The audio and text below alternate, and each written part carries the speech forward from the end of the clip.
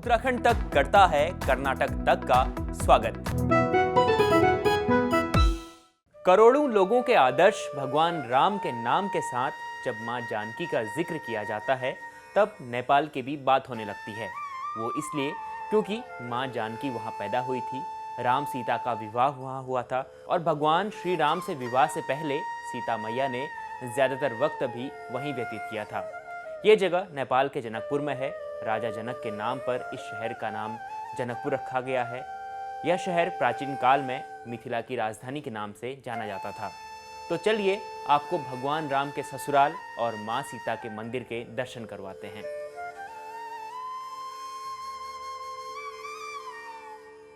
करोड़ों लोगों के आदर्श भगवान राम के नाम के साथ जब मां जानकी का जिक्र होता है तब नेपाल की भी बात होने लगती है। वो इसीलिए क्योंकि मां जानकी वहां पैदा हुई थी, राम सीता का विवाह वहां हुआ था और भगवान श्री राम से विवाह के पहले सीता मैया ने ज्यादातर वक्त भी वहीं व्यतीत किया था।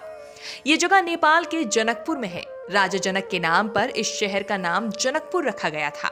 ये शहर प्राचीन काल में मिथिला की राजधानी के नाम से जाना जाता था। तो चलिए आपको भगवान राम के ससुराल और मां सीता के मंदिर के दर्शन कराते हैं।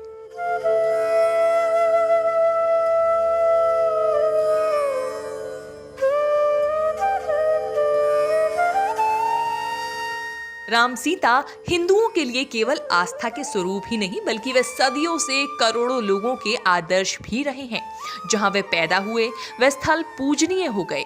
जहां उनका बचपन गुजरा, शादी हुई, वहां आज लाखों भक्त उनकी आराधना के लिए आते जाते रहते हैं।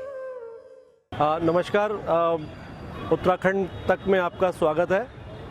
आप देख रहे हैं मध्य प्रदेश, नेपाल का जो मध्य प्रदेश है वहाँ जनकपुर में ये जानकी महल है। ये जानकी महल है जो राजा जनक का महल है। इसी महल में सीता मैया का जो लालन पोषण था वो सब यहीं हुआ। उसके बाद यहाँ विवाह हुआ। विवाह की रस्म के बाद में उनकी विदाई यहाँ से हुई, बारात यहाँ पे और बारातियों का स्वागत। वो सब होने की वजह से ही यहाँ पे हर साल पंचमी वाले दिन, जिस दिन भगवान राम का विवाह हुआ था, उस दिन पूरे विश्व से लाखों लोग यहाँ पर एकत्र होते हैं और विवाह उत्सव को दोबारा से मनाते हैं। यहाँ माना जाता है कि ये रस्म में भाग लेने के लिए उनके जन्म जन्मांतर के कष्ट भी कटते हैं और ये माना जाता है, यहाँ पर ये दावा किया जाता है कि जो मन्नत यहाँ मांगी जाए वो मन्नत भी पूरी होती है। और ये जो जनक महल है, राजा जनक का महल है। सीता को यहाँ पर ये कहा जाता है कि सीता को सीता माता के रूप में यहाँ पे नहीं पूजा जाता। यहाँ पर सीता को सीता बेटी और सीता बहन और सीता देवी और सीता बुआ यानी कि जानकी बुआ, जानकी के नाम से यहाँ पूजा जाता है।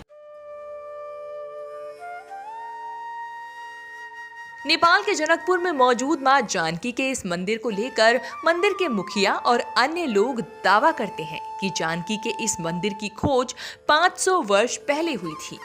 बताया जाता है कि इस खोज का आदेश खुद सीता ने अपने परम शिष्य स्वामी किशोरी दास को सपने में आकर दिया था। घने जंगलों वाले इस इलाके में तब आना बेहद मुश्किल था, इसीलिए माता सीता ने अपने भक्त को सपने में ही मंदिर का मार्ग भी बता दिया था। इसके बाद जब मां के भक्त को मंदिर मिला तो वहां उसे सीता, जनक और राम लखन समेत पूरे परिवार की प्रतिमाएं प्राप्त हुई, जिन्हें आज भी यहाँ पूजा जाता है।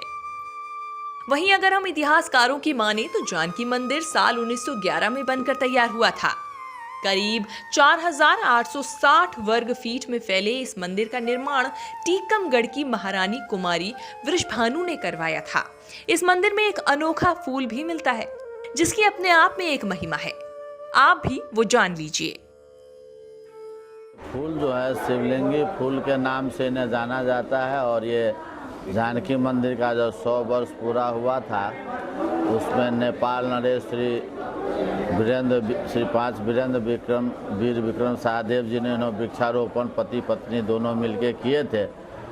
और जब ये फूल फूला तो उस समय जो छोटा ही वृक्ष था, जब ये फूल फूला ठीक है, अपने आप में बड़ी इनकी अनोखी स्वरूप है जो अर्घा और लिंग जो है इसमें बने निकलते हैं और ऊपर से सहस्त्र फन के शेषनाग रहते हैं। तो इनको पूजा में अभिषेक भी रुद्री पाठ से भी अभिषेक किया जाता है। और बहुत सारे लोग यहाँ कुछ लोग यूज़ किए हैं, तो जिनको संतान नहीं होता है उनको ये फूल गौ के दूध के साथ पिलाने से ये 2-4 मूर्ति को संतान भी हुआ है। ऐसे तो कल्याणकारी, बहुत शुभदायक और कल्याणकारी, कई भक्तों को वृक्ष को परिक्रमा करने से भी बहुत सारे लाभ हुआ है। तो ये तो साक्षात हम इनको शिव जी के स्वरूप में ही इनको हम मानते हैं। जनकपुर के इस महल में ही भगवान राम का विवाह हुआ था। यहाँ आज भी राम सीता के विवाह का मंडप देखने को मिलता है।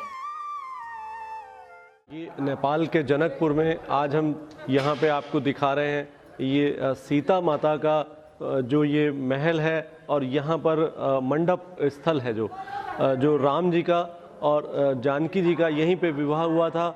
आप देख रहे हैं कि राम जी और जानकी जी यहाँ पर विराजमान है, सामने यही मंडप स्थल है।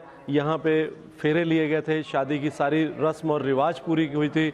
यहीं पे राजा जनक और उनके साथ उनकी पत्नी यहाँ पे विराजमान है और साथ ही राजा जनक के पीछे उनके पुत्र और उनकी पुत्र वधू भी विराजमान है।